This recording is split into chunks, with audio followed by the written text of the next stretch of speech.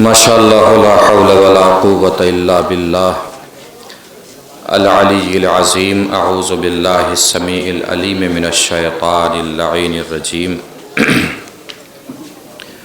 بسم اللہ الرحمن الرحیم الحمد للہ رب العالمین الصلاۃ والسلام علی اشرف الاولین والآخرین خاتم النبیین شفیع المذنبین رحمۃ للعالمین الملقب بطٰہٰ و یاسین مولانا مولا الثقلین سید الکونین امام القبلتین جد الحسن والحسین ابی القاسم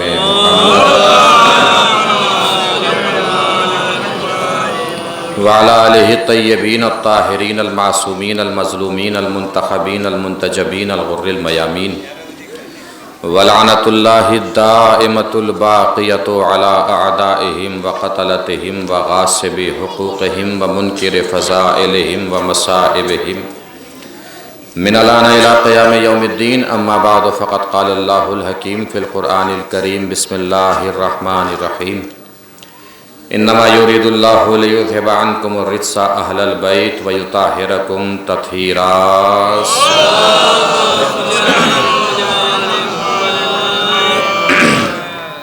مل جل کے ایک اور بار بآواز بلند نعرہ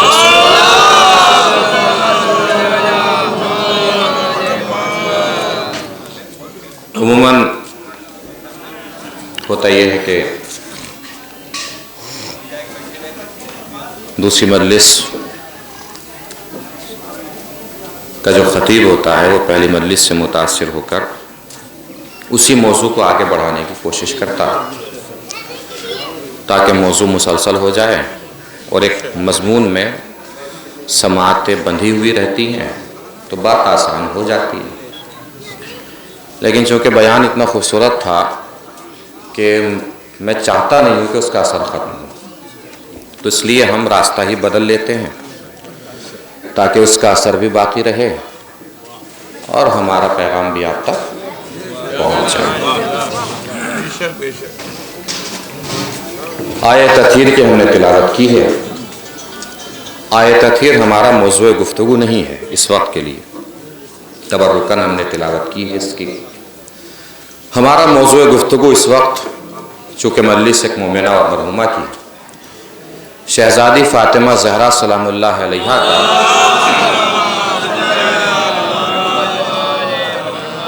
وہ خطبہ مبارک جسے ہم خطبہ فدق کے نام سے جانتے ہیں، وہ ہمیں آپ کی سماعتوں کے دربار میں پیش کرنا ہے۔ اس وقت کے لیے ہمارا موضوع فدق نہیں ہے، خطبہ فدق ہے۔ فدق ایک الگ موضوع ہے، خطبہ فدق ایک الگ موضوع ہے۔ خطبہ فدق ہم نے کس لیے چنا اور اس کا انتخاب کس لیے کیا، یہ بھی ذہن نشین کر لینا چاہیے۔ شہزادی نے دربار میں جاتے ہی اپنے حق کا مطالبہ نہیں فرمایا، ایسا نہیں کہ جاتے ہی حق کا مطالبہ کر دیا، بلکہ شہزادی نے خطبہ دیا۔ اس خطبے کو ابھی میں آپ کے سامنے پیش کروں گا۔ مکمل خطبہ تو کسی ایک مجلس میں مکمل نہیں ہو سکتا، کم سے کم عشرے کی درکار ہے اس خطبے کو مکمل کرنے کے لیے۔ جھلکیاں میں اس خطبے کی آپ کو دکھاؤں گا تاکہ بزرگ تو بہتر جانتے ہیں، ہمارے بچے اور جوان سمجھ سکیں اور پہنچ سکیں کہ اس شہزادی نے اس خطبے میں فرمایا کیا ہے، بتایا کیا ہے۔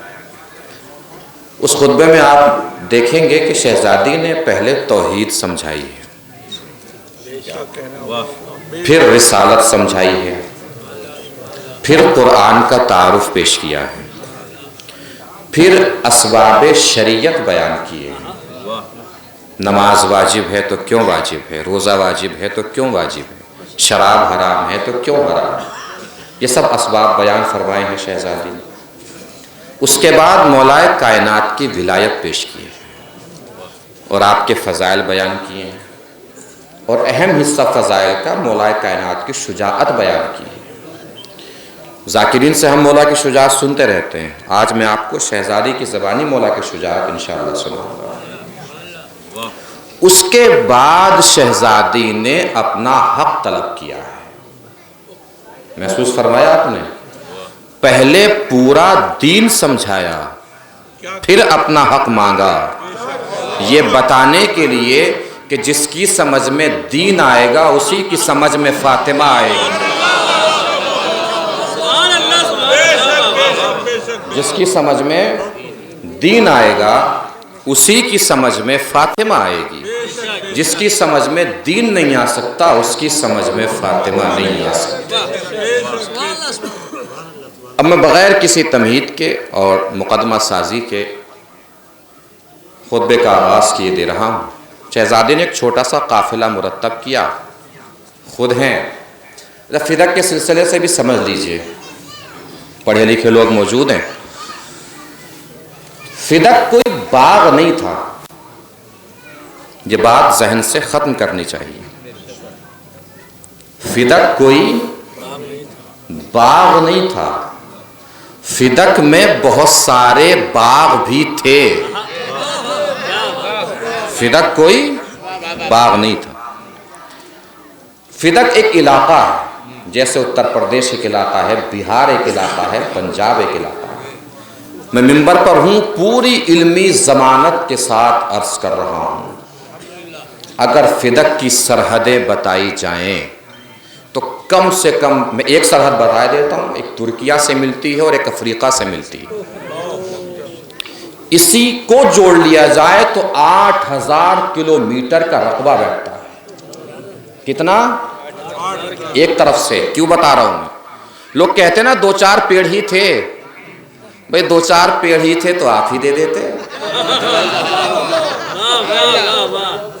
اور جو نظر رکھتے ہیں پولیٹکس پر، سیاست پر، اکونومی پر، وہ جانتے ہیں کہ کسی بھی ملک کی سب سے زیادہ اکونومی اس کے ڈیفنس پاور کو مضبوط کرنے میں لگتی ہے، سب سے زیادہ۔ فدق سے جو مال آتا تھا اس سے اسلام کی فوج کا خرچہ چلتا تھا، اتنی بڑی طاقت تھی فدق میں۔ پورا الگ کوفہ فدق ہی سے بسا دیا گیا تھا۔ کوفے کی تاریخ دوسری خلافت سے پہلے نہیں ملتی ہے، پورا کوفہ فدق کے پیسوں سے بسا دیا گیا۔ تو عرض یہ کرنا ہے کہ دنیا ہم سے کہتی ہے کہ اب کیا ضرورت ہے فدق کا ذکر کرنے کی، نہ چھیننے والا دنیا میں ہے، جس کا چھنا وہ بھی دنیا میں نہیں ہے۔ بہت سارے مقدمے کورٹ میں ایسے بھی پیش کیے جاتے ہیں جن سے منسلک افراد دنیا میں موجود نہیں رہتے، مثلا کسی کا مرڈر ہو گیا تو کبھی کبھی ایسا ہوتا ہے کہ 10 سال بعد 20 سال بعد کورٹ میں مقدمہ پیش کیا جاتا ہے، نہ قاتل دنیا میں ہوتا ہے نہ مقتول دنیا میں ہوتا ہے، پھر بھی پیش کرنے والا پیش کر دیتا ہے۔ وجہ کیا ہوتی ہے؟ ریزن کیا ہوتا ہے؟ سبب کیا ہوتا ہے؟ پیش کرنے والا مقدمہ یہ سوچتا ہے کہ جو تاریخ میں غلط ہو گیا ہے کم سے کم کسی طریقے سے صحیح تو ہو جائے گا، کم سے کم صحیح تو ہو جائے گا۔ سقراط کا نام سنا ہوگا آپ سب نے، سقراط بہت بڑے فلسفی گزرے ہیں۔ سقراط جناب عیسیٰ کے آسمان پر جانے سے بھی 500 سال پہلے کے فلسفی سقراط۔ اپنے زمانے کے بادشاہ سے سقراط کا نزاع ہو گیا کسی بات پہ، بادشاہ نے کہ یہ بات ماننی ہے، سقراط نہیں ہے۔ علم کے بھی جہالت کے سامنے ویسے بھی سر نہیں جھکاتا، کہا اگر نہیں مانو گے تو زہر کا پیالہ پی لو۔ سقراط نے کہا میرے لیے تیری بات ماننا مشکل ہے، زہر کا پیالہ پینا آسان ہے۔ زہر کا پیالہ پی لیا، جان چلی گئی۔ ابھی 80-90 سال پہلے سقراط یہ یونانی تھے، یونان کے تھے، یونان کی ایک عدالت میں سقراط کے قاتل کے خلاف مقدمہ دائر کیا گیا۔ محسوس فرمایا آپ نے؟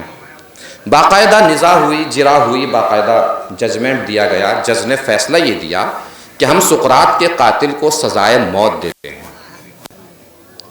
جج سے رپورٹر نے، پترکار نے یہ پوچھا کہ نہ سقراط دنیا میں ہے نہ سقراط کو مارنے والا دنیا میں ہے، یہ کیسا فیصلہ ہوا کہ ہم سقراط کے قاتل کو سزائے موت دے رہے ہیں؟ اب جواب سن لیجئے گا اور اپنے اپنے دل کی کیفیت محسوس کیجئے گا۔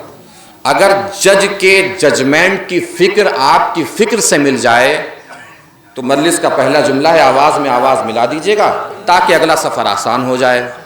جج نے کہا مسئلہ اصل میں یہ ہے کہ ہم بھی یونانی ہیں، سقراط کا قاتل بھی یونانی ہے.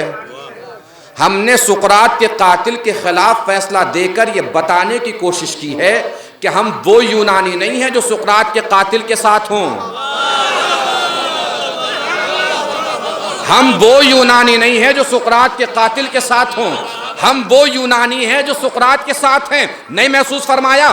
ہم بھی موقع بموقع، وقت بوقت، بہانے سے فدق دنیا کے سامنے سنا کے یہ بتانا چاہتے ہیں کہ جنہوں نے فدق لوٹا وہ بھی مسلمان،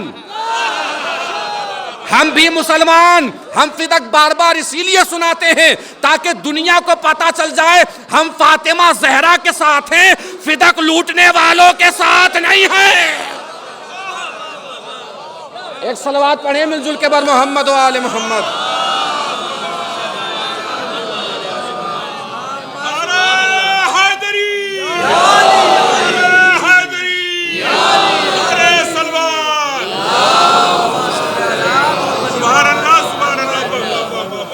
اب بہت سکون سے، بہت اطمینان سے سنتے چلے جائیے گا انشاءاللہ. جیسے جیسے گفتگو آگے بڑھے گی ویسے ویسے انشاءاللہ اذہان آپ کے عرش سماعت کی طرف سفر کرتے چلے جائیں گے. خطبے کا آغاز ہوتا ہے، شہزادی فرما رہی ہیں بسم اللہ الرحمن الرحیم الحمدللہ الذی علی ما انعما ولہ الشکر علی ما الہما. تمام تعریفیں اس اللہ کے لیے ہیں جس نے ہم پہ نعمت نازل فرمائی. یہ وہ حصہ میں بیان کر رہا ہوں آپ کے سامنے کہ جس میں شہزادی نے توحید بتائی. توحید نہ سمجھنا آسان ہے نہ سمجھانا آسان ہے، تو اس لیے بڑے پیشن اور بڑے صبر کے ساتھ آپ حضرات کو سماعت کرنا پڑے گا انشاءاللہ. تمام تعریفیں اس اللہ کے لیے ہیں جس نے ہم پر نعمت نازل فرمائی. وَلَهُ الشُّكْرُ عَلَى مَا أَلْهَمَا، اور اس کا شکر ہے اس بات کے لیے کہ اس نے ہمیں صاحب الہام بنایا. الہام جانتے ہیں کسے کہتے ہیں؟ حق اور باطل کے درمیان فیصلہ کرنے کی تمیز کو الہام کہتے ہیں. شہزادی نے بتایا کہ اس تعصب بھرے ماحول میں جس کی سمجھ میں یہ آ جاتا ہو حق کدھر ہے باطل کدھر ہے، اسے کم سے کم اللہ کا شکر ادا کرنا چاہیے. اور شکریہ کس بات کے لیے ادا کر رہی ہے؟ کہ اس نے نعمت نازل فرمائی ہم پر. نعمت کا طریقہ بھی یہی ہے، نعمت کا وتیرہ بھی یہی ہے، نعمت کا سلیقہ بھی یہی ہے، نعمت کی نہج بھی یہی ہے کہ نعمت اللہ نازل کرتا ہے، شکریہ بندے کی طرف سے جاتا ہے. آدم پر نعمت وہاں سے آئی، شکریہ یہاں سے گیا. نوح پر نعمت وہاں سے آئی، شکریہ یہاں سے گیا. شیس پر نعمت وہاں سے آئی، شکریہ یہاں سے گیا. ابراہیم پر نعمت وہاں سے آئی، شکریہ یہاں سے گیا. اسماعیل پر نعمت وہاں سے آئی، شکریہ یہاں سے گیا. موسیٰ پر نعمت وہاں سے آئی، شکریہ یہاں سے گیا. عیسیٰ پر نعمت وہاں سے آئی، شکریہ یہاں سے گیا. رسول عربی پر بھی نعمت وہاں سے آئی، شکریہ یہاں سے گیا. یہ تو عظمت فاطمہ زہرا کا کمال تھا کہ روٹیاں یہاں سے گئی تھی، شکریہ وہاں سے آیا.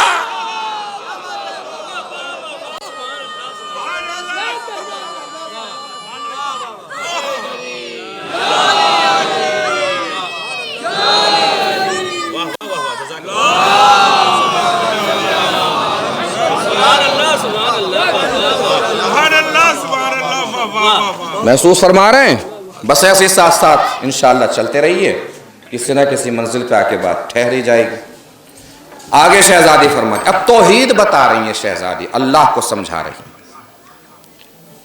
اللہ والے ہیں سب، سمجھئے گا، میرے لہجے کے بھونڈے پن پہ نہ جائیے گا. شہزادی کے لہجے کی خوبصورتی سمجھنے کی کوشش کیجیے گا. کتنی خوبصورتی سے شہزادی نے اللہ سمجھایا ہے، اللہ کو بتایا ہے. اب یہاں سے پوری توجہ سکون سے پڑھوں گا، بڑے صبر سے سماعت فرمانا ہے. بات پہنچتی رہے تو بس مجھے بتاتے رہیے کہ میری بات آپ تک پہنچ رہی ہے. وَالثَّنَاءُ بِمَا قَدَّمَ مِنْ عُمُومِ نِعَمٍ ابْتَدَاهَا، اس اللہ کی تعریف ہے اس بات کے لیے کہ جو جو چیزیں بھی ہمارے لیے ضروری تھیں اللہ نے ہمارے دنیا میں آنے سے پہلے ہمارے لیے مہیا فرما دی. جو جو چیزیں ہمارے لیے ضروری تھیں ہمارے لیے مہیا فرما دی. اب میں بزرگوں کی توجہ چاہوں گا خصوصی طور سے. زمین ہمارے آنے سے پہلے، آسمان ہمارے آنے سے پہلے، سورج ہمارے آنے سے پہلے، چاند ہمارے آنے سے پہلے، یہ ہوائیں ہمارے آنے سے پہلے، یہ فضائیں ہمارے آنے سے پہلے، اور صرف چیزیں مہیا ہی نہیں فرمائیں، جو چیزیں جتنی زیادہ ضروری تھیں ان کو اتنا ہی سستا بنا کے مہیا کیا۔ پہنچ رہی ہے بات؟ نہیں پہنچ پا رہی ہے؟ جو چیز جتنی زیادہ ضروری تھی اس کو اتنا ہی سستا بنا دیا۔ ہیرا، سونا، کبھی سوچا اتنا مہنگا کیوں ہوتا ہے؟ اس لیے مہنگا ہے کہ ہمارے لیے ضروری نہیں ہے۔ کیوں مہنگا ہے؟ چونکہ ہمارے لیے ضروری نہیں ہے۔ اس کے مقابلے پہ نمک کتنا سستا، چونکہ ہر ذائقے کے لیے ضروری ہے۔ نمک کے مقابلے پر پانی کتنا سستا، ہر زندگی کے لیے ضروری ہے۔ اور پانی کے مقابلے پہ ہوا، اب میں اس جملے کی قدر چاہوں گا اگر پہنچ جائے، پانی کے مقابلے پہ ہوا بالکل فری۔ اور یہ اس عادل مطلق کا کمال تھا کہ اس نے ہوا کو فری کر کے سب پر برابر سے تقسیم کر دیا، ایسے کہ جس ہوا سے غریب زندہ ہے اسی ہوا سے امیر زندہ ہے۔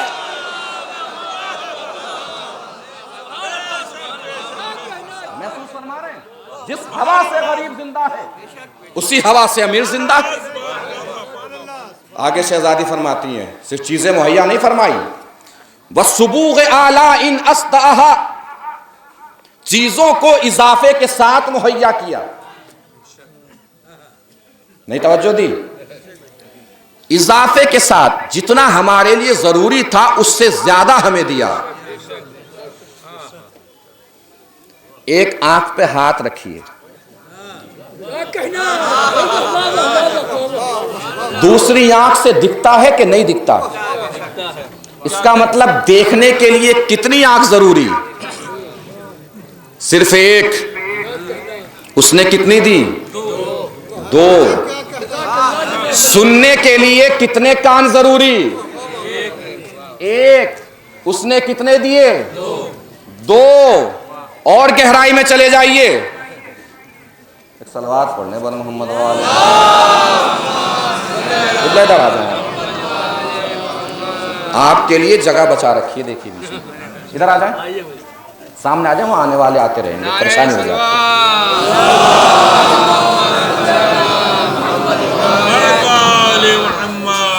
محسوس فرما رہے ہیں؟ سننے کے لیے کتنے کان ضروری؟ ایک۔ اس نے کتنے دیے؟ دو۔ صبوغ آلائن ازدا کی تفسیر ہو رہی ہے؟ جتنا ہمارے لیے ضروری تھا اللہ نے اس سے زیادہ ہمیں دیا۔ اور ڈیپ میں چلے جائیے، زندہ رہنے کے لیے کتنی کڈنی ضروری؟ صرف ایک۔ اس نے کتنی دی؟ دو۔ کیوں دی؟ یہ بتانے کے لیے دی بغیر مانگے اوقات سے زیادہ دے رہا ہوں، بغیر مانگے اوقات سے زیادہ دے رہا ہوں۔ اگر کسی دن میرے دربار میں آ کے تم ہاتھ اٹھا دو گے تو سوچ سکتے ہو میں کتنا دے سکتا ہوں۔ اب محسوس فرمائیے گا عزیزو، جو چیزیں بناتے ہیں، کریٹ کرتے ہیں، وہ اس جملے کو بہتر طریقہ سے محسوس کر سکیں گے۔ اور پھر سوچئے گا، میں نے کیا عرض کیا کہ میرے لہجے پہ مت جائیے گا، شہزادی کے لہجے کے حسن کو سمجھنے کی کوشش کیجئے گا، کس طرح اللہ کو سمجھایا۔ آگے شہزادی فرماتی ہیں، ابتداء الاشیاء لا من شیء کان قبلھا، اس نے چیزوں کو بنایا اس طریقے سے کہ ان سے پہلے کچھ موجود نہیں تھا۔ محسوس کیا آپ نے؟ چیزیں ہم بھی بناتے ہیں، کیسے بناتے ہیں؟ ہم نے مائک بنایا، کس چیز سے؟ ارے کچھ بھی بول دیجئے، بعد میں پتہ چل جائے گا۔ کس چیز سے بنایا؟ لوہے سے۔ ممبر بنایا کس چیز سے؟ لکڑی تھی تبھی تو ممبر بنا، لکڑی نہ ہوتی ممبر بھی نہیں بن سکتا تھا۔ لوہا تھا تبھی تو مائک بنا۔ شہزادی نے یہی فرمایا، بناتے تم بھی ہو، بناتا اللہ بھی ہے، تم بناتے ہو کسی چیز کی مدد سے۔ اللہ نے جب بنایا کچھ دنیا میں موجود ہی نہیں تھا، اور اس کی خلقت کا کمال یہ ہے کہ جسے سب سے پہلے بنا دیا اسی کو سب سے خوبصورت بنا دیا. جسے سب سے پہلے بنایا، توجہ، اسی کو سب سے خوبصورت بنا دیا. توجہ دیجیے، اگر بات پہنچے تو بتائیے گا. جسے سب سے پہلے بنایا اسی کو سب سے خوبصورت بنایا.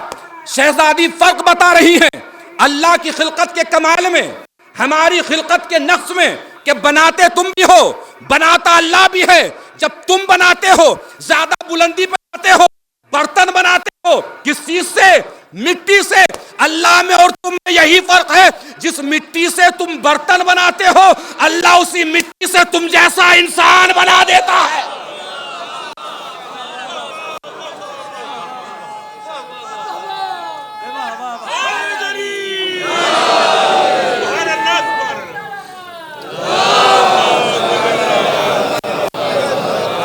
اب محسوس فرمائیں گے اگر بات پہنچے. کیا فرمایا؟ جس مٹی سے تم برتن بناتے ہو اسی مٹی سے اللہ تم جیسا انسان بنا دیتا ہے. قرآن کے معجزہ ہونے کی دلیل یہی تو ہے. قرآن پورا پڑھ جائیے. قرآن میں ہے کیا؟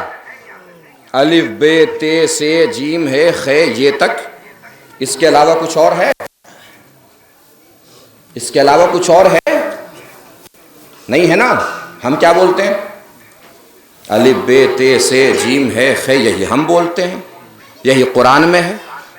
مگر 1400 سال ہو گئے جواب نہیں لا پائے. نہ، یہی تو قرآن کے معجزہ ہونے کی دلیل ہے. شہزادی یہی فرما رہی ہیں کہ تم مٹی سے برتن بنا سکتے ہو، انسان نہیں بنا سکتے. حرفوں کو جمع کر کے لفظ بنا سکتے ہو، قرآن نہیں بنا سکتے. حرفوں کو جمع کر کے لفظ بنا سکتے ہو، قرآن نہیں بنا سکتے.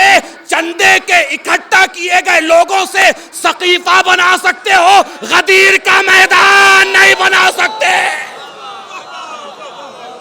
ایک صلوات پڑھیں مل جل کے بر محمد و آل محمد.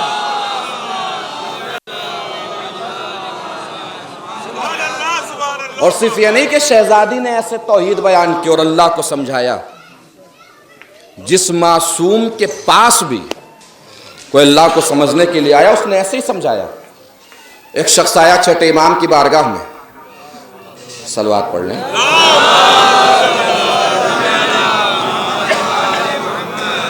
اس نے آ کے کہا کہ میں اللہ کو نہیں مانتا. تھوڑی دیر بیٹھا تو اس کی زبان سے آہ نکلا. مولا نے فرمایا تو اللہ کو نہیں مانتا؟ کہ ہاں میں اللہ کو نہیں مانتا. کہ پھر یہ آہ کیسے نکلا؟ کہ سرکار میرے سر میں درد ہے، اس آہ سے سر کے درد کو سکون ملتا ہے. چھٹے امام نے جواب دیا جس آہ سے سر کے درد کو سکون ملتا ہو اسی آہ کو اللہ کہتے ہیں. جس آہ سے سر کے درد کو سکون ملتا ہو اسی آہ کو. اس نے کہا اچھا اللہ کے وجود پہ کوئی دلیل؟ کہ تیرا وجود. بزرگ بہتر جانتے ہیں. جوانوں سے گزارش ہے گرہ میں باندھ لیجئے گا. یہ جملہ جو عرض کرنے جا رہا ہوں چھٹے امام کا جملہ ہے. اللہ کو کتنی آسانی سے سمجھایا. تیرا وجود دلیل ہے کہ اللہ ہے. محسوس کیجئے گا. کہ میرا وجود کیسے دلیل ہے؟ کہ سوچ، یا تو نے خود اپنے آپ کو بنایا. میں نے عرض کیا نا، محسوس کیجئے گا. یا تو نے خود اپنے آپ کو بنایا یا کسی اور نے تجھے بنایا. اگر نے خود اپنے آپ کو بنایا تو تیرے وجود سے پہلے تیرا ہونا ضروری. بھئی جب تو ہوگا تبھی تو اپنے آپ کو بنا پائے گا. اگر تو ہوگا ہی نہیں تو کیسے اپنے آپ کو بنا پائے گا؟ یہ بات محال ہے. اس کا مطلب یہ ہے کہ تجھے کسی اور نے بنایا. اب سوچ، جس نے تجھے بنایا یا وہ تجھ جیسا ہے یا تجھ جیسا نہیں ہے. اگر وہ تجھ جیسا ہے تو خود اپنے وجود میں کسی اور کا محتاج ہے، اور جو محتاج ہو وہ خدا نہیں ہو سکتا. اس کا مطلب یہ ہے کہ جس نے تجھے بنایا ہے وہ تجھ جیسا نہیں ہے.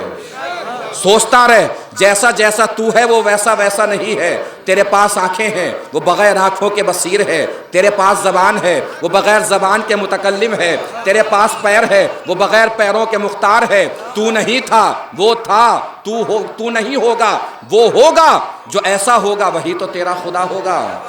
کتنی آسانی سے سمجھایا کہ اچھا یہ بتائیے کہ میں مجبور ہوں کہ مختار, میں مجبور ہوں کہ مختار. مولانا نے کہا کھڑا ہو. وہ کھڑا ہوا, کہ ایک پیر اٹھا. اس نے ایک پیر اٹھایا, کہ اب دوسرا اٹھا. کہ مولا گر جاؤں گا. کہ ایک پیر اٹھا سکتا ہے اتنا مختار ہے, دوسرا نہیں اٹھا سکتا اتنا مجبور ہے. اب جس کی نظر تاریخ پہ جتنی جلدی پہنچ جائے, جو منظر دکھانے جا رہا ہوں اتنی جلدی مجھے بتا دے. آخری پر تک توجہ. کیا بتایا مولا نے؟ اس کا مطلب مولا نے یہ طے کر دیا جس کے دونوں پیر زمین سے نہ اٹھ سکے وہ مجبور. جس کے دونوں پیر زمین سے نہ اٹھ سکے وہ مجبور. جس کے دونوں پیر زمین سے نہ اٹھ سکے وہ مجبور. جس کے دونوں پیر زمین سے نہ اٹھ سکے وہ مجبور. اس کا مطلب یہ ہے تاریخ میں اگر ہمیں کوئی ایسی شخصیت مل جائے جس کے دونوں پیر زمین سے اٹھ جائیں تو مجبور نہیں مختار ہوگا. خیبر کا معرکہ ہے, لوگ دوڑے دوڑے آئے نبی کے پاس, یا نبی اللہ علی نے کمال کر دیا, اتنا وزنی دروازہ اپنے ہاتھوں پہ اٹھا لیا. نبی نے مسکرا کے کہا تم علی کے ہاتھوں کو دیکھ رہے ہو, میں علی کے زمین سے اٹھے ہوئے پیروں کو دیکھ رہا ہوں. ایک صلوات پڑھیں مل جل کے بر محمد و آل محمد.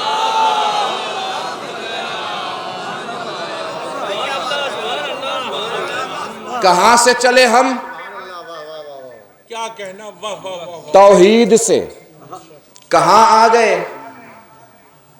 مولا کائنات کی ولایت و فضیلت تک. کس لیے آئے؟ یہ بتانے کے لیے آئے کہ شہزادی بھی دربار میں صرف فدق مانگنے نہیں گئی تھی, علی کی ولایت منوانے گئی تھی. صرف فدق مانگنے نہیں گئی, علی کی ولایت منوانے گئی. سال گزرا, صدی گزری, اگلی صدی میں عالم اہل سنت میں علامہ ابن ابی الحدید نام کے ایک عالم پیدا ہوئے. کلاس روم میں تھے, استاد ہسٹری کا سبق پڑھا رہے تھے, ہسٹری کا لیسن, ہسٹری کا گھنٹہ. تاریخ پڑھاتے پڑھاتے وہ فدق تک آ گئے. جیسے فدق کا ذکر ہوا, علامہ ابن ابی الحدید نے کھڑے ہو کے پوچھا, قبلہ فاطمہ تو صدیقہ تھی؟ کہ بالکل صدیقہ تھی. کہ اگر وہ صدیقہ تھی تو کوئی دعویٰ جھوٹا پیش نہیں کر سکتی.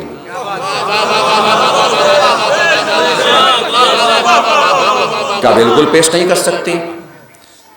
کہ اس کا مطلب دعویٰ سچا پیش کیا؟ کہ بالکل سچا پیش کیا. کہا تو پھر فدق دیا کیوں نہیں؟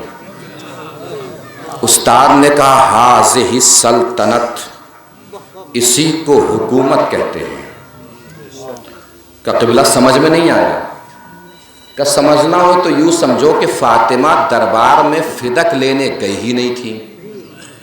کہ پھر کہ اپنے آپ کو سچا منوانے گئی تھی.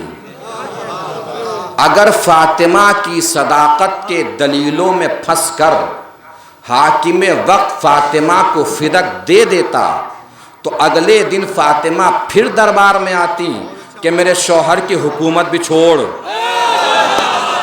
توجہ, میرے شوہر کی حکومت بھی چھوڑ. توجہ, پہلے دن فدق دے چکی تھیں, اگلے دن حکومت بھی چھوڑنی پڑتی. اب میں جملہ کہہ دوں گا, دیکھوں گا جملہ کہنے کے بعد کون کون کہاں تک پہنچا ہے. اس جملے کے بعد آپ کے اٹھے ہوئے ہاتھ, بولتی ہوئی زبان میری خطابت کو داد نہیں, شہزادی کی ذہانت کو سلام ہوگا. دیکھنا بس یہ ہے کون کون کتنی بلندی پہ جا کے شہزادی کی ذہانت کو سلام کرتا ہے. کیا کہا استاد نے؟ اگر سچا مان لیتا تو حکومت چھوڑنی پڑتی. میرا سوال ہے آپ سے, جو فاطمہ کو جھوٹا مانے جنت میں جا سکتا ہے؟ جو نہیں بولے ان کی جنت الگ ہے کوئی. توجہ، جو فاطمہ کو جھوٹا مانے معاذ اللہ جنت میں جا سکتا ہے؟ جا سکتا ہے؟ گھبرا کے کیوں بول رہے ہیں؟ جا سکتا ہے جنت میں؟ نہیں۔ استاد نے کیا کہا؟ اگر سچا مان لیتا حکومت چھوڑنی پڑتی، جو جھوٹا مانے جنت میں نہیں جا سکتا۔ لاکھوں کروڑوں سلام و ہمارے شہزادی فاطمہ کی ذہانت پر کہ اپنے شوہر کے دشمن کو لا کر کس دوراہے پہ کھڑا کر دیا کہ سچا مان تو حکومت چھوڑ، جھوٹا مان تو جنت چھوڑ۔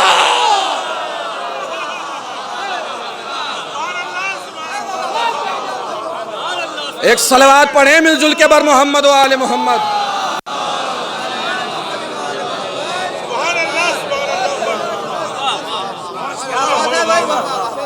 محسوس فرما رہے ہیں؟ اب آئیے، توحید کا مرحلہ سر ہو گیا، دو چار جھلکیاں اور ایک دم مقصد تک آ جاؤں گا انشاءاللہ۔ ماں کے اصال ثواب کی مجلس ہے، وہیں پہنچنا ہے شہزادی کے خطبے کے ذریعے ہی۔ جو شہزادی نے خطبے میں پیغام دیا ہے والدین کی عظمتوں کا، وہاں تک پہنچنا ہے۔ اب شہزادی نبوت اور رسالت کے تعارف پہ آ گئی ہیں۔ شہزادی فرماتی ہیں وَأَشْهَدُ أَنَّ أَبِي مُحَمَّدًا عَبْدُهُ وَرَسُولُهُ، میں گواہی دیتی ہوں، گواہی سنیے، ذائقہ لیجئے، میں گواہی دیتی ہوں کہ میرے باپ محمد اللہ کے رسول ہیں۔ کیا گواہی دی؟ یہ گواہی نہیں دی کہ محمد اللہ کے رسول ہیں، یہ گواہی دی کہ میں گواہی دیتی ہوں کہ میرے باپ محمد اللہ کے رسول ہیں۔ نہیں توجہ دی؟ بھائی کوئی تو دربار میں ہوتا جو کھڑے ہو کے کہتا شہزادی صرف آپ ہی کے باپ محمد نہیں، فلاں کے باپ محمد بھی اللہ کے رسول ہیں۔ بھائی کوئی تو ہوتا، اور تاریخ کے مطابق دو تو یہی تھی دربار میں۔ کوئی کہہ دیتا بڑھ کے؟ کسی نے نہیں کہا۔ اس کا مطلب یہ ہے کہ فاطمہ رسول کی ایک لوتی بیٹی ہیں۔ چلیے اچھے دن چل رہے ہیں، دل بڑا کیے لیتے ہیں، مان لیتے ہیں کہ رسول کی اور بیٹیاں بھی تھیں۔ کیا جا رہا ہے ماننے میں؟ توجہ دیجیے گا عزیزو۔ لیکن اگر یہ مانیں گے کہ رسول کی اور بیٹیاں بھی تھیں تو ساتھ میں یہ بھی ماننا پڑے گا کہ بیٹیاں اور بھی تھیں، مگر رسول احترام میں صرف فاطمہ کے کھڑے ہوتے تھے۔ توجہ، بیٹیاں اور بھی تھیں مگر سلام صرف فاطمہ کے دروازے پہ کرتے تھے۔ بیٹیاں اور بھی تھیں مگر آیہ تطہیر صرف فاطمہ کے لیے آئی۔ بیٹیاں اور بھی تھیں مگر آیہ مودت صرف فاطمہ کے لیے آئی۔ بیٹیاں اور بھی تھیں مگر رسول نے فدق صرف فاطمہ کو دیا۔ بیٹیاں اور بھی تھیں مگر جنت میں کھانا صرف فاطمہ کے گھر سے گیا۔ توجہ، اس کا مطلب یہ ہے کہ رسول کی اور بیٹیاں بھی فاطمہ جیسی نہیں۔ توجہ عزیزو، رسول کی اور بیٹیاں بھی فاطمہ جیسی نہیں۔ یہ کون رسول ہیں؟ خلق اول، خلق اول، علم اول، نور اول، یعنی علم اول باپ کی بیٹیاں بھی فاطمہ جیسی نہیں، علم اول باپ کی بیٹیاں بھی فاطمہ جیسی نہیں، علم اول باپ کی بیٹیاں بھی فاطمہ جیسی نہیں۔ سوچنے کی بات ہے، جب علم اول باپ کی بیٹیاں فاطمہ جیسی نہیں ہو سکتی تو کسی جاہل باپ کی بیٹی فاطمہ جیسی کیسے ہو جائے؟ محسوس فرما رہے ہیں؟ آگے شہزادی فرماتی ہیں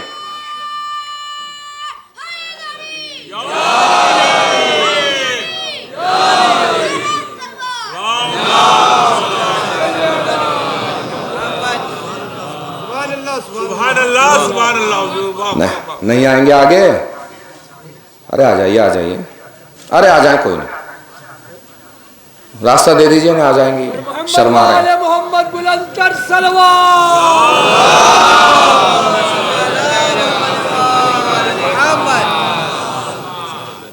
توجہ عزیزو، شہزادی آگے فرماتی ہیں، رسالت کی گواہی دے رہی ہیں، رسالت کے فضائل بیان فرما رہی ہیں۔ اختارہ وانتجبہ قبل ان ارسلہ، کون میرے بابا؟ جن کو اللہ نے پیدا کرنے سے پہلے مختار بنا دیا۔ پیدا بعد میں کیا، مختار پہلے بنایا۔ آگے فرماتی ہیں وَسَمَّاهُ قَبْلَ أَنِ اجْتَبَلَهُ، خلقت سے پہلے جن کا نام رکھ دیا، خلقت بعد میں نام پہلے رکھا گیا۔ وَاصْطَفَاهُ قَبْلَ أَنِ ابْتَعَثَهُ، مبعوث کرنے سے پہلے مصطفیٰ بنا دیا، نام پہلے رکھ دیا، مختار پہلے بنا دیا، مصطفیٰ پہلے بنا دیا۔ اس کا مطلب میرے بابا دنیا میں آنے سے پہلے دنیا میں مشہور تھے۔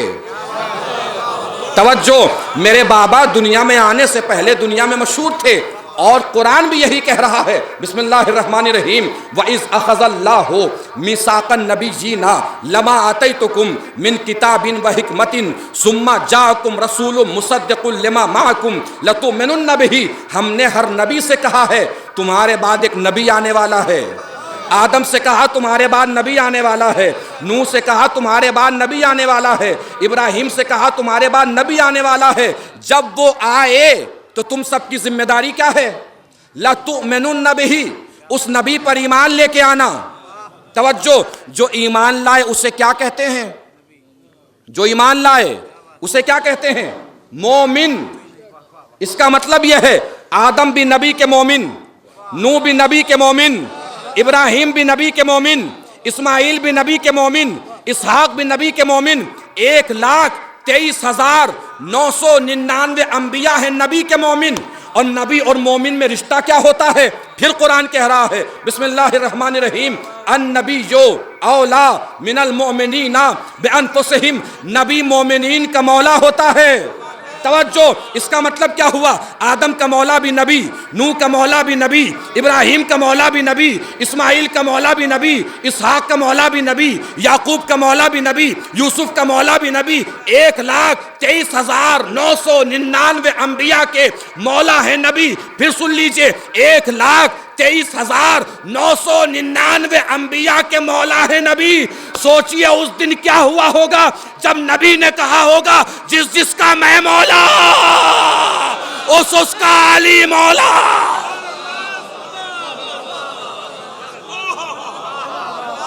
ایک صلوات پڑھیں مل جل کے بر محمد و آل محمد۔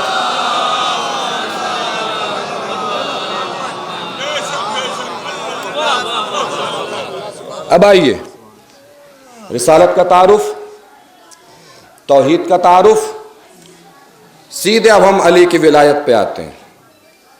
ان کی شجاعت جو شہزادی نے بیان فرمائی، اور اس شجاعت کے بعد وہ حصہ جس میں شہزادی نے اسباب شریعت بیان کی ہیں، اور یہی آج کی مجلس کا پیغام ہو جائے گا، اور یہی مجلس انشاءاللہ تمام ہو جائے گی۔ شہزادی فرماتی ہیں، کس کی شجاعت بیان کر رہی ہیں؟ مولا کائنات کی۔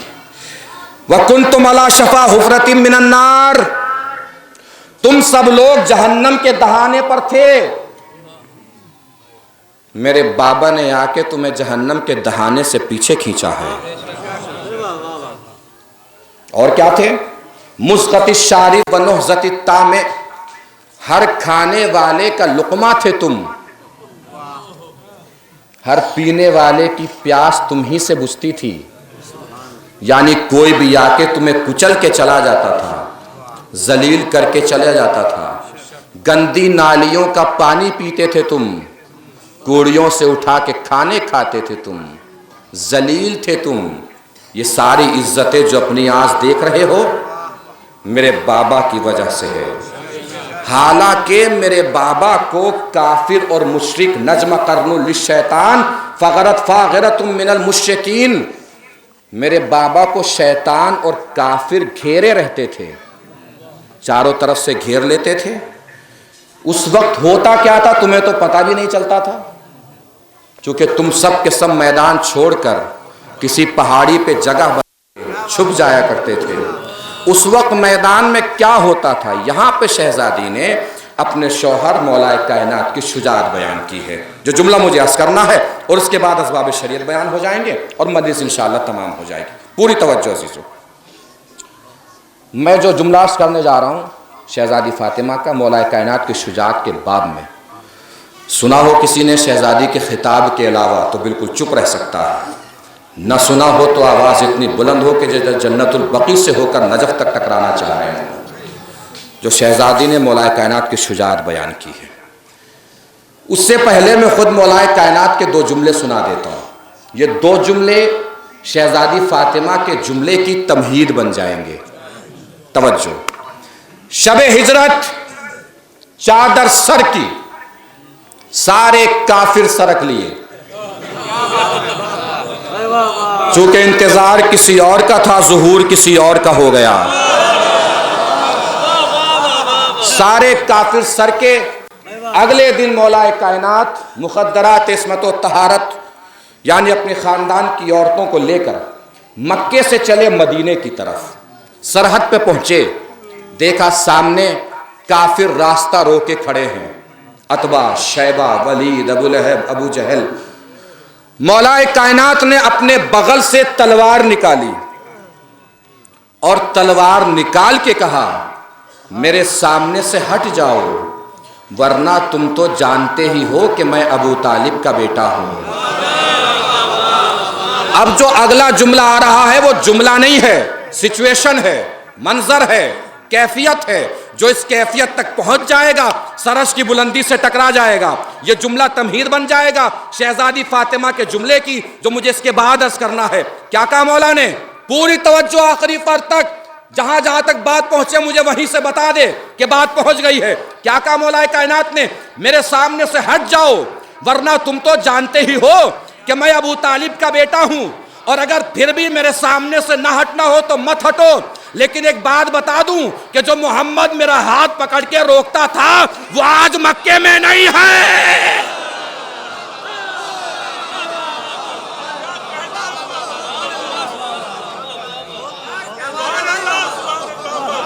پہنچ گئی بات؟ اب سنیے شہزادی فاطمہ کا جملہ جو عرض کرنے جا رہا ہوں. کیا کہا شہزادی فاطمہ نے؟ چیلنج سن چکے ہیں، اب جملہ سنیے.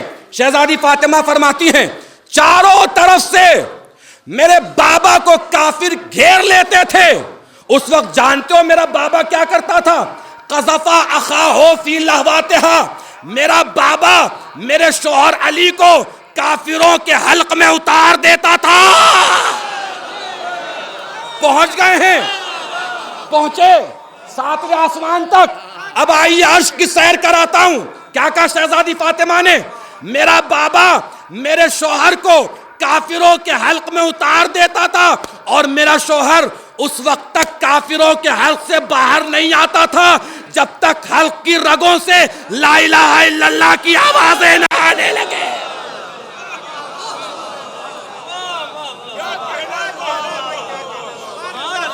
منظر تو پہنچ گیا نا. کب کا منظر بیان کیا شہزادی نے؟ کس وقت کی کیفیت بیان کی شہزادی نے؟ جو تاریخ جانتے ہیں بھائی سیدھے سیدھے جنگ احد کا منظر بیان کر رہی ہیں شہزادی. توجہ بھائی، جنگ احد میں ہی تو یہی ہوا تھا. سب بھاگ گئے، صرف ایک شخصیت تھی جسے حبیب کبریا کہتے ہیں، محبوب خدا کہتے ہیں، محمد مصطفیٰ صلی اللہ علیہ وآلہ وسلم کہتے ہیں. جملے کی کیفیت، جملے کی چاشنی، جملے کی مٹھاس محسوس کیجئے گا. پہنچے تو بتائیے گا جو جملہ عرض کرنے جا رہا ہوں. سب بھاگ گئے، رسول نہیں بھاگے. سب بھاگ گئے، نبی نہیں بھاگے. پوری تاریخ جنگ نے دیکھا سب بھاگ گئے مگر رسول میدان جنگ میں اپنے پیروں کے پنجوں کو اس طرح گڑائے ہوئے ہیں جیسے عرش کا ستون پیروں کو بنا کے عرش کو تھام رکھا ہو. سب بھاگ گئے، نبی نہیں بھاگے. پھر سنیے جملہ، سب بھاگ گئے، نبی نہیں بھاگے. پھر سنیے، سب بھاگ گئے، نبی نہیں بھاگے. دنیا ہم سے کہتی ہے کہ تمہاری شجاعت کے باب میں نبی تو دکھائی ہی نہیں دیتے، صرف علی نظر آتے ہیں، صرف علی دکھائی دیتے ہیں، نبی تو دکھائی ہی نہیں دیتے. تمہاری شجاعت کے باب میں، تمہاری شجاعت کے بیان میں نبی تو نظر ہی نہیں آتے، نبی تو دکھائی ہی نہیں دیتے. آج کے بعد اگر کوئی آپ سے کہے نا کہ تمہاری شجاعت کے بیان میں نبی تو دکھائی ہی نہیں دیتے تو اسے پلٹ کے کہیے گا تمہیں اتنی دیر تک میدان میں رکنے کی عادت ہو تو نبی دکھائی دینا.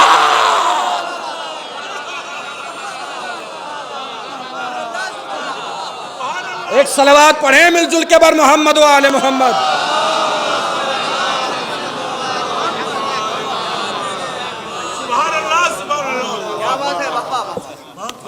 اب آئیے وہ جملے بیان کیے دیتا ہوں جو اسباب شریعت شہزادی نے بیان فرمایا. شہزادی فرماتی فَجَعَلَ الْإِيمَانَ تَطْهِيرًا لَكُم مِّنَ الشِّرْكِ. اللہ نے ایمان کو اس لیے رکھا تاکہ تمہیں شرک کی نجاست سے بچا سکے. کس لیے رکھا ایمان؟ کس لیے رکھا؟ شرک کی. اگلا جملہ بڑا کمال ہے, محسوس کیجئے گا. شہزادی فرماتی ہیں آگے وَالصَّلَاةَ تَنزِيهًا لَكُم مِّنَ الْكِبْرِ. نماز کو اس لیے واجب کیا تاکہ تمہیں غرور سے بچا سکے. کس لیے واجب کیا؟ ابھی مجلس سماعت کی نا آپ نے, اکڑ غرور. کسی کی اکڑ نکالنی ہو تو شہزادی نے طریقہ بتا دیا. ہر غرور کرنے والے کو, ہر مغرور کو نمازی بنا دیجئے, اکڑ خود ڈھیلی ہو جائے گی. یہ ہے ایک پہلو سکے کا. اب سکے کا دوسرا پہلو سمجھیے. نماز کس لیے واجب ہوئی؟ تاکہ انسان غرور سے بچے. کس لیے واجب ہوئی؟ تاکہ انسان غرور سے بچے. اب اگر کسی صاحب کو غرور ہی اس بات کا ہو جائے کہ وہ نمازی بہت اچھے ہیں,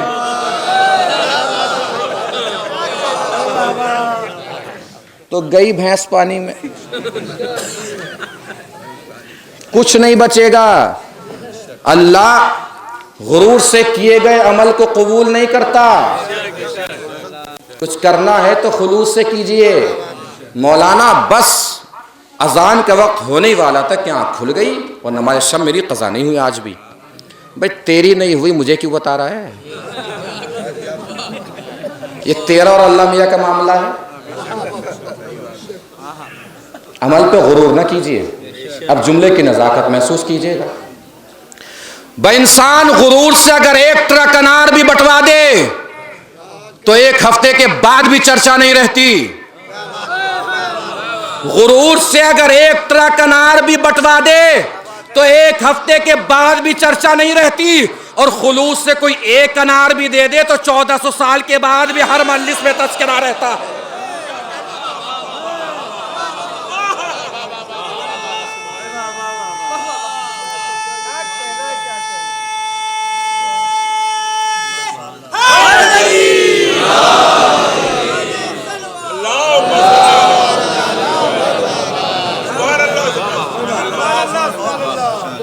محسوس فرمایا وَالصَّلَاةَ تَنزِيهًا لَكُم مِّنَ الْكِبْرِ. ایک صاحب جا رہے تھے نماز پڑھنے کے لیے. انہوں نے کہا بیٹے سے کہا بیٹے چلو نماز پڑھنے چل رہے. بیٹے نے کہا چلیے ابا. بیٹا واپس آ رہا تھا. اس نے کہا ابا ہم تو نماز پڑھا, یہ سب لوگ ابھی تک سو ہی رہے. ابا نے کہا بیٹے اگر تجھے نماز پڑھ کے بھی دوسرے کے گریبان میں جھانکنا تھا تو بہتر تھا تو بھی سویا رہتا. بھئی کچھ اللہ کے لیے کیا ہے تو دوسرے کی کھڑکیوں میں جھانکنے کی عادت چھوڑیے, اپنے گریبان میں جھانکیے. جھانکنے کے لیے اپنا گریبان زیادہ بہتر ہے. آگے شہزادی فرماتی ہیں, سنیے میرے جوان بھائی, میرے نوجوان بھائی. آگے فرماتی ہیں شہزادی وَبِرَّ الْوَالِدَيْنِ وِقَایَةً مِّنَ السَّخَطِ. اور اللہ نے عذاب سے بچانے کے لیے والدین کے ساتھ نیکی کو واجب کیا. کس لیے واجب کیا والدین کے ساتھ نیکی؟ تاکہ اللہ تمہیں عذاب سے بچا سکے. عذاب سے بچنا ہے تو والدین کے ساتھ نیکی کیجئے. کیا کہا قرآن نے؟ وَلَا تَقُلْ لَهُمَا اُفٍّ. اف بھی مت کرنا والدین کے سامنے. اف معلوم ہے کیا ہے؟ مزاج کے بگڑنے کا سب سے پہلا مرحلہ اف ہے. جو سمجھ گیا, جو پہنچ گیا. واقعاً ان کی سماعتیں بہت تیز ہیں. جو نہیں پہنچے ہیں وہ تفصیل میں سمجھ جائیں.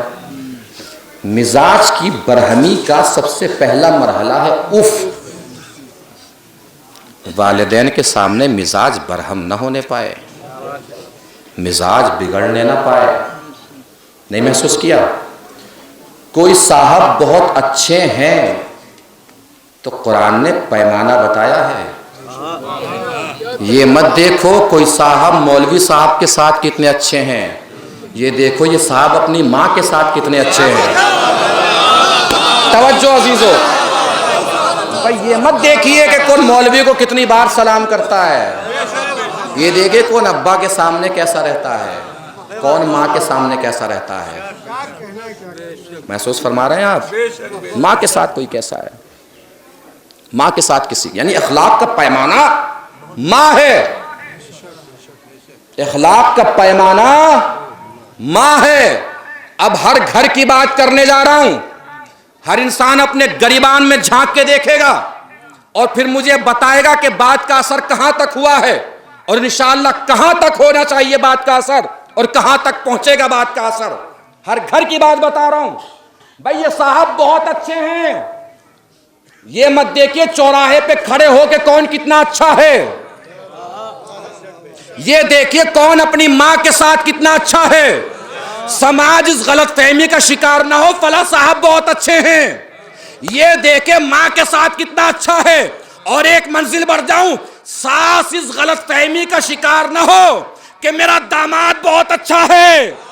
اسے یہ سوچنا چاہیے جو اپنی ماں کا نہیں ہو سکتا وہ کسی کی ماں کا نہیں ہو سکتا.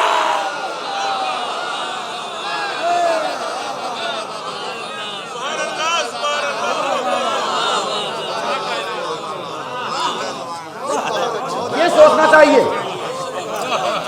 ساس غلط فہمی کے شکار نہ ہو کہ میرے داماد جی بہت بڑھیا ہیں، بہت اچھے ہیں. نہ، جو اپنی ماں کا نہیں ہو سکتا وہ کسی کی ماں کا نہیں ہو سکتا. جملہ یاد رکھیے گا، گرہ میں باندھ لیجئے گا. جو اپنی ماں کا نہیں وہ کسی کی ماں کا نہیں. اوپر سے چلتے ہیں، ہم نیچے سے شروع کرتے ہیں، آج ہم اوپر سے چلتے ہیں. تربیت اولاد کا مرحلہ بڑا عظیم ہے. تربیت اولاد کی ہونی چاہیے. تربیت مگر کر کون پاتا ہے؟ یہ مرحلہ تربیت اولاد سے شروع نہیں ہوتا، یہ مرحلہ ماں باپ کے ایمان سے شروع ہوتا ہے. بھائی جو جیسا ہے وہ ویسی تربیت کرے گا. جو اونٹوں کی تربیت کرتا ہے وہ گھوڑوں کی تربیت نہیں کر سکتا. جو گھوڑوں کی تربیت کرتا ہے وہ بھیڑ بکری کی تربیت نہیں کر سکتا. جس نے جو سیکھا ہے وہی سکھائے گا. تربیت کا مسئلہ یہ والدین کے ایمان کے اوپر ہے. ہم جب جوڑے ملاتے ہیں کیا دیکھتے ہیں؟ خاندان، حسن، پیسہ. مولا فرماتے کہ ایمان دیکھیے، ایمان سے ایمان ملائیے. جہاں ایمان ملے گا وہیں خاندان نظر آئے گا، وہیں حسن نظر آئے گا، وہیں دولت نظر آئے گی، وہیں پیسہ نظر آئے گا. مقدس اردبیلی کا نام سنا ہی ہوگا سب نے، بہت پائے کے عالم گزرے ہیں. مقدس اردبیلی واقعہ یہ اکثر ممبروں پہ پڑھا جاتا ہے، خطبوں میں پڑھا جاتا ہے. مجھ سے بھی سن لیجئے تذکر کے لیے، یاد دہانی کے لیے، تاکہ موضوع میرا مکمل ہو جائے. اتنے بڑے عالم تھے مقدس اردبیلی کہ جب کوئی سوال درپیش ہوتا تھا، کسی مسئلے میں الجھتے تھے تو مولا کائنات کی تربت کے پاس جاتے تھے، سوال پیش کرتے تھے، قبر کے اندر سے جواب آتا تھا. اتنے بڑے عالم تھے مقدس اردبیلی. اب ان کا معیار تو سمجھ گئے، لیکن مجھے ان کی بات نہیں کرنی، چونکہ مجھے اولاد کی تربیت کی بات نہیں کرنی، ماں باپ کے ایمان کی بات کرنی ہے. मुक़द्दस अर्दबिल की बात नहीं, मैं इनके वालिद की दास्तान सुनाने जा रहा हूँ। अर्दबिल ईरान में एक शहर है, सेब वगैरह बहुत ज़्यादा होते हैं वहाँ पे। किसान उमूमन होता ये है कि कभी कभी सुबह सुबह बगैर नाश्ता किए हुए घर से अपने खेत, अपनी ज़मीन, अपने जंगल चला जाता है। ये भी एक दिन बगैर नाश्ता किए हुए अपनी ज़मीन पे चले गए। भूख लगी, देखा डोल के सहारे सहारे पानी में सेब तैरता हुआ आ रहा है, उठाया, खा लिया। खा रहे थे तो एहसास नहीं हुआ चूंकि भूखे थे। पेट भरा तो एहसास हुआ कि यार मेरा तो सेब नहीं था, ये तो मैंने किसी और का खा लिया। अब जिसका खा लिया उससे इजाजत लेनी चाहिए। नहीं तवज्जो दी? क्या बताया मुक़द्दस अर्दबिल के वालिद ने? भाई अगर खाते वक्त एहसास ना हो किसका खा रहे हैं, कम से कम खाने के बाद सोच लो किसका खा लिया है। खाने के बाद सोच लीजिए किसका खाया है। खा लिया तो चले डोल के सहारे सारे उस घर तक पहुंच गए जहां से सेब टूट के गिरा था। दक्कुल बात किया, साहिब खाना बाहर निकले। कब आपका एक सेब खा लिया हमने? कहा कोई बात नहीं। कहा कोई बात कैसे नहीं, इजाजत दीजिए। कई इजाजत है हमारी तरफ से। ये इजाजत लेके पलटे तो इजाजत देने वाले जागे। कहीं ये बच गया, हमें फंसा दिया। इन्होंने कहा भाई इधर आइए। कहा जी बताइए। कहा भैया बात ऐसी है कि बाग के हम अकेले मालिक नहीं है। कहा और कौन मालिक है? कहा भाईजान है हमारे, भाई हैं, नजफ में रहते हैं। कहा बताना क्या चाह रहे हैं? कहा भैया बताना ये चाह रहा हूं कि इस सेब के हुए दो मालिक, मैं और भाईजान, तो आधे सेब की इजाजत दे सकते हैं हम। आधे सेब की इजाजत भाईजान देंगे। कौन सी इजाजत लेनी पड़ेगी? का बिल्कुल ये अर्दबिल से चल दिए नजफ। ईमान की बुलंदी मुलाहिजा फरमा रहे हैं। कहां चले? नजफ। क्या करने? किस चीज की? 8-10 बीघा जमीन जोतने की नहीं, आधे सेब की इजाजत लेने चल दिए अर्दबिल से नजफ। पहुंच गए, दरवाजा खटखटाया, भाईजान आलिम दीन थे, बाहर आए। अर्दबिल से आए हैं हम आप ही के शहर से। का बहुत अच्छी बात है, हम दस्तरखान का इंतज़ाम करते हैं, आप इतने ज़ियारत कर लीजिए। उन्होंने कहा नहीं ज़ियारत तो बाद में करेंगे, पहले आधे सेब की इजाज़त दे दीजिए। अल्लाह जाने किस तक बात पहुंची, कहाँ रह गई, कहाँ अटक गई। महसूस नहीं किया आपने? क्या कहा?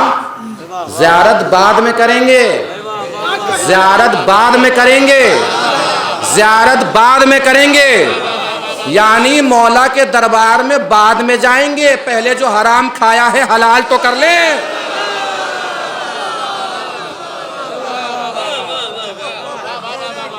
जो हराम खाया है हलाल तो कर लें, वहाँ बाद में जाएंगे। कहा अच्छा ये बात है, आप इसलिए आए हैं? कहा जी हाँ इसलिए आए हैं। कहा तो हम ऐसे आधे सेब की इजाज़त नहीं देंगे। कहा फिर क्या करना है? कहा बेटी से शादी करनी पड़ेगी। रास्ता चलते हुए किसी जवान से कहिए कि मेरी बेटी से शादी कर ले। सबसे पहले क्या ख्याल जहन में आता है? कोई ऐब होगा। ऐसे कौन कहता है जी मेरी बेटी से शादी कर लो? कोई ऐब होगा। जब इन्होंने भी ये सोचा कि यार कोई ऐब होगा। ईमान रास्ता बदलने नहीं देता। जैसे इनके जहन में ख्याल आया कि कोई ऐब होगा, अब ईमान की बुलंदी सुनिएगा। इन्होंने सोचा यार कोई अगर ऐब भी है तो कितने दिन की बात है? 10 साल, 20 साल, 30 साल, 40 साल, या ये मर जाएंगे या हम मर जाएंगे, बात खत्म। लेकिन ये आधा सेब कब्र में भी परेशान करेगा, महशर में भी परेशान करेगा, पूरे सिरात पे भी परेशान करेगा। हो सकता है कि जहन्नम में जाने का यही आधा सेब सबब बन जाए।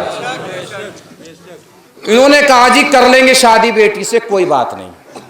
का बात कैसे नहीं, सोच लो पहले, मेरी बेटी में कई ऐब हैं, انہوں نے دل میں سوچا ہمیں کیا سوچنے کو کہہ رہے ہو، ہم تو پہلے ہی سوچے بیٹھے ہیں کہ بہت سارے ہیں۔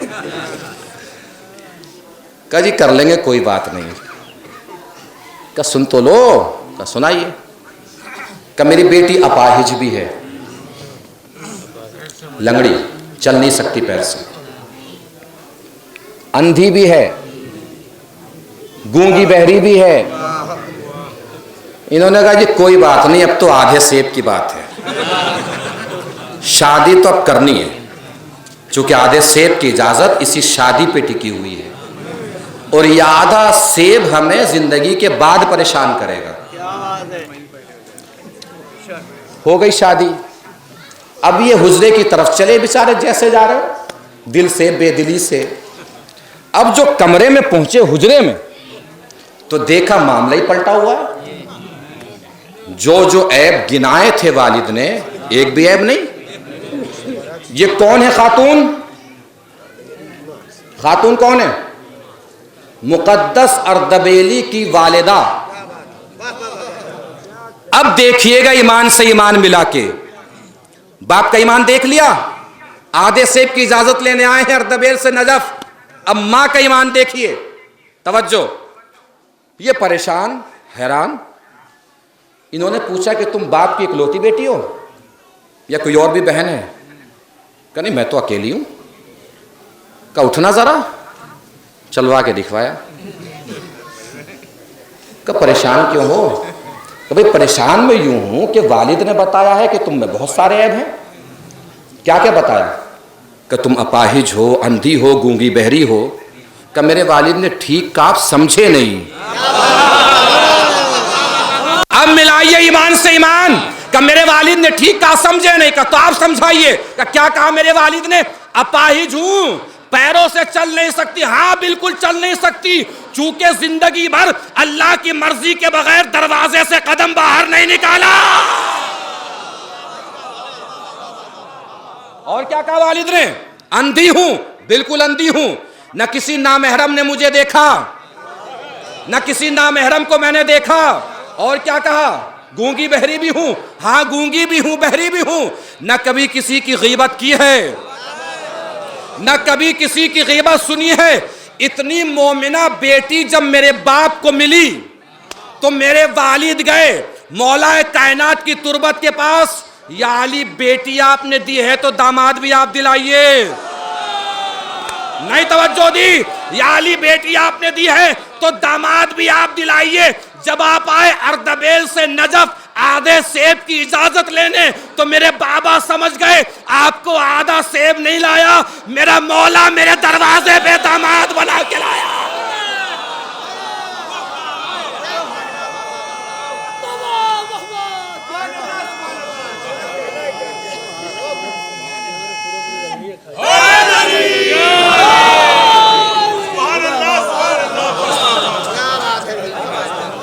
اب جملے کی قدر کریں گے، یعنی اگر دل میں ایمان ہو تو آدھا سیب بھی پریشان کرتا ہے، دل میں ایمان ہو تو آدھا سیب بھی پریشان کرتا ہے، دل میں ایمان ہو تو آدھا سیب بھی پریشان کرتا ہے، اور اگر دل سے ایمان چلا جائے نا تو انسان پورا باغ بھی ہضم کر جائے، پتہ نہیں چلتا۔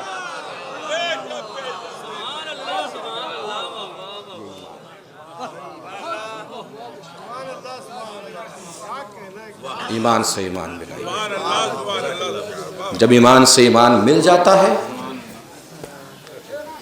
تو پھر گود کے پالے مقدس اردبیلی جیسے ہوتے ہیں۔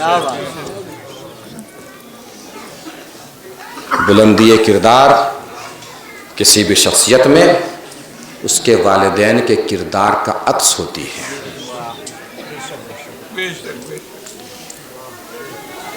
دیکھنا ہو تو اہل بیت کو دیکھ لیجئے۔ شہزادی فاطمہ نے جسے پال دیا، کوئی حسن بن گیا، کوئی حسین بن گیا، کوئی زینب بن گئی، کوئی کلثوم بن گئی۔ ایک کنیز جناب فاطمہ زہرا کی مجلس ہے، ایصال ثواب کی۔ ہر مومنہ کو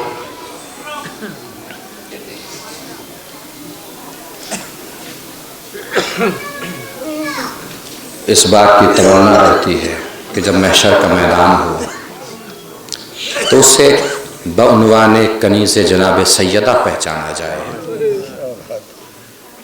مجھے ایک مصائب پڑھنے ہیں، چونکہ مولانا عروج صاحب نے بڑی خوبصورت مجلس پڑھی ہے اور مصائب جناب فاطمہ زہرا کے پڑھ دیے ہیں، تو میں کنیز فاطمہ کے، کنیز اہل بیت کے مصائب پڑھے دیتا ہوں۔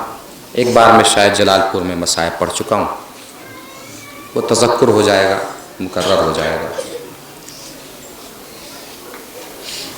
ایک نام ہم عموماً ایام عزا میں سنتے ہیں، شیریں۔ جناب شیریں جناب شہر بانو کی کنیز تھی۔ امام حسین نے جناب شہر بانو کے سامنے جناب شیریں کی تعریف کی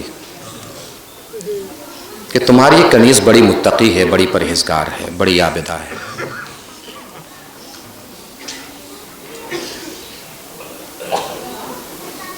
شہر بانو نے شیریں کو بلایا، بلا کے کہا شیریں آج سے تم آزاد ہو۔ کبھی بھی کوئی غلطی ہو گئی کہ جس کی تعریف میرا مولا کرتے ہیں، مجھ میں ہمت نہیں ہے اسے اپنی کنیز بنا کے رکھوں۔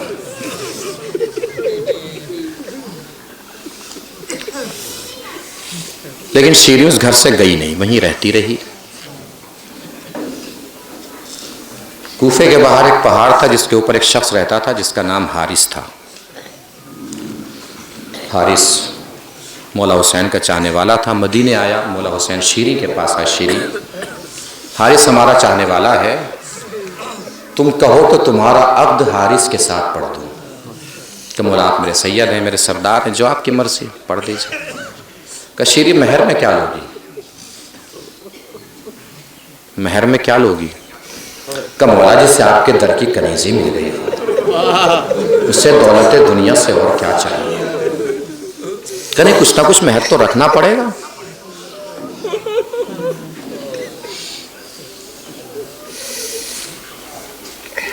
کہ مولا حارث سے کہیے گا مجھے مہر میں دولت دنیا سے کچھ نہیں چاہیے، بس میرا مہر یہ ہوگا کہ ہر سال مجھے کوفے سے مدینے آپ کی زیارت کے لیے۔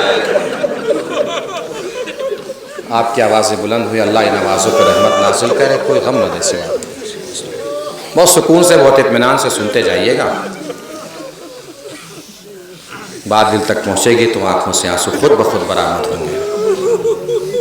اللہ ان آوازوں اور ان آنسوؤں کے صدقے میں مرحومہ کو مغفورہ فرمائے، اس کا ثواب اور اس کا اجر وہاں تک پروردگار پہنچائے۔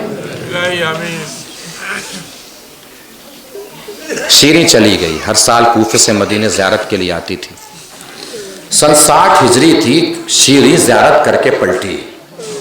حسین نے آواز دی شیریں، شیریں تڑپ کے پلٹی کہ کبھی میرے مولا نے مجھے ایسے آواز نہیں دی تھی۔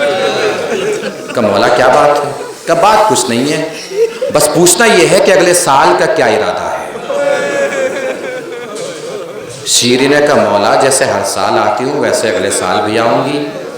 مولا نے فرمایا شیریں اگلے سال تم مت آنا، ہم خود تمہارے گھر آئیں گے۔ شیریں نے کہا مولا میرا تو مقدر ہی بدل جائے گا۔ حسین نے چاہا کہ شیریں سمجھ جائے، سمجھانے کے لیے کہا شیریں تنہا میں نہیں آؤں گا، میرا بھیا عباس بھی آئے گا، میرا بیٹا اکبر بھی آئے گا۔ شیریں نے کہا مولا میرے گھر کے باہر تو فرشتوں کی قطار لگ جائے گی۔ پھر حسین نے چاہا شیریں سمجھ جائے کہ شیریں تنہا ہم مرد نہیں آئیں گے، میری ماں جائی زینب بھی آئے گی۔ شیریں سمجھی نہیں، چلی گئی۔ پورے سال شیریں انتظام بھی کرتی رہی، انتظار بھی کرتی رہی۔ انتظار کیسے کیا ہوگا آپ سب جانتے ہیں کیسے کیا ہوگا۔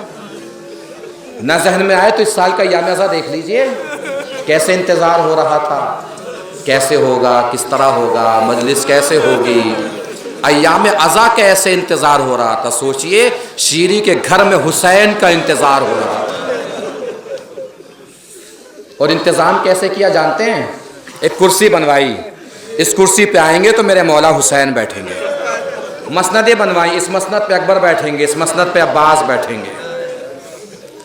اسی درمیان شیری کو خبر ملی کہ حسین کے گھر میں ایک علی اصغر بھی آ گیا ہے۔ شیری نے بڑی حسرتوں سے جھولا بنوایا، اس جھولے میں آئیں گے تو علی اصغر آرام کریں گے۔ محرم کی 13 یا 14 تاریخ رہی ہوگی، کوفے کے بازار سے شادیانے بجنے کی آواز آنا شروع ہو گئی۔ شیری نے تڑپ کے حارث سے کہا، حارث کہیں ایسا تو نہیں کہ کوفے والوں کو پتہ چل گیا ہو اور وہ استقبال میں شادیانے بجا رہے ہوں، جا کے دیکھو تو صحیح میرے مولا آ گئے۔ حارث جیسے گیا تھا ویسے ہی واپس آ گیا۔ شیری ہمارے مولا نہیں آئے، ہاں کچھ کٹے ہوئے سر ہیں، کچھ بندھی ہوئی بیویاں ہیں۔